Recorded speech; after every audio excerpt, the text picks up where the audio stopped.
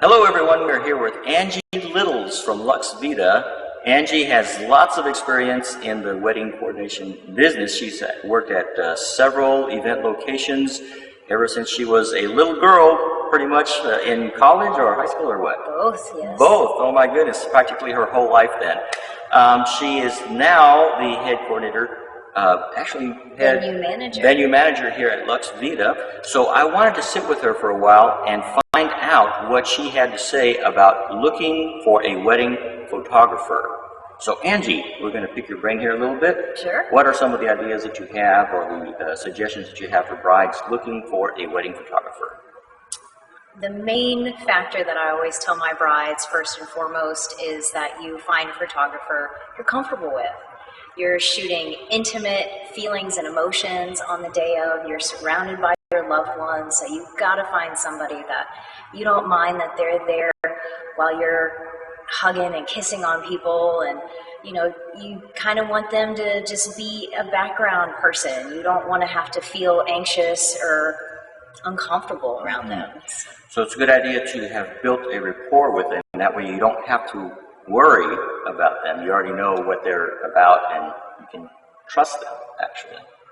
So would you suggest that it's always a good idea to have worked with them previously, whether it's a previous job that they did for him or engagement portrait, bridal portrait, something? Yes, that's definitely a wonderful way to make sure, to guarantee that you're going to bond with your photographer and that their style is exactly what you were wishing for.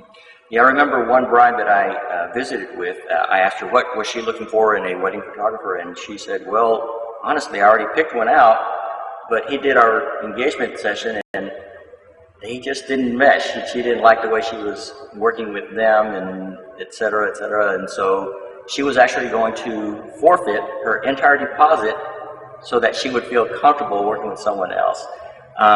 Which actually brings me to another idea.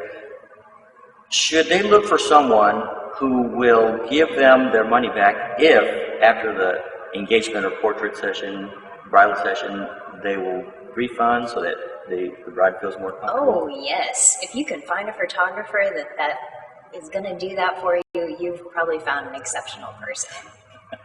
Okay, great. Because I do that. Let's see, so what else are we looking for? Well, I definitely would recommend checking out their portfolio before you even get close to signing on a contract, making sure that the person that you know is going to be your photographer is actually that specific portfolio, because some companies, you sign up with the company, they've got 6 different photographers on staff, and you don't know which one you're going to get. So that could be a surprise you do not want to have.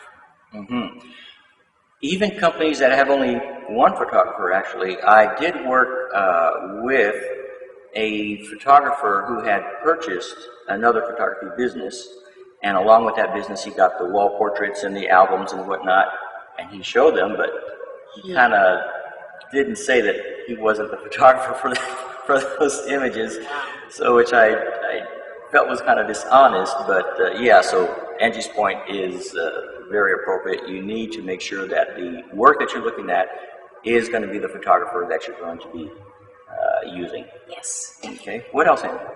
So one other big thing is to make sure you have a photographer that's conscious of your timing, how much time they're actually going to have to do certain photo sessions, especially once that ceremony's over and all your guests go off and cocktail and have their appetizers. Y'all are crunching time to get all those group photos done, and group photos can take a while. Sometimes people aren't paying attention and run off when they're supposed to be involved in the group photo.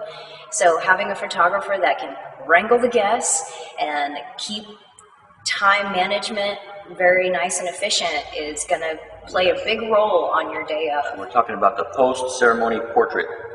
That's what we call it, the post-ceremony portrait session. You have a little bit different take on it because of your perspective. But yeah, so what about trying to split that up by doing some portraits before the event? Maybe, yeah, you want to be traditional and not have the bride be seen by the groom. but what about all those portraits of the bride with the bridesmaids, the groom with the groomsmen, and him with his family, her with her family? Couldn't we go ahead and capture those before the ceremony? That way we have saved a lot of time. Yes, and I'm so glad you mentioned that, because that's truly experience talking right there.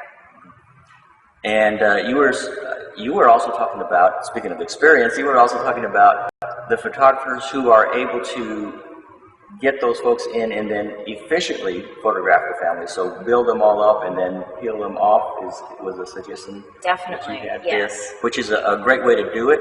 I do exactly the opposite, but it's pretty much the same effect, where I start with just the building block of the bride, the groom, and the parents, and then add to them. That way, if somebody has to go find Uncle Joe who's outside smoking or whatever, then they can bring them in during the time that we're doing the initial photographs. Very wise way to use your time. Yep. Anything else? Well, outside of time management skills, being proficient on the day of, and double checking their portfolio, always making sure you have somebody that you mesh well with. Those are probably my top All right. ideals for your photographer. Sounds great, Angie. Thank you so much for your time. Angie Littles from Lux Vita. And Carlos Galvin, thank you guys. Thank you. Bye-bye.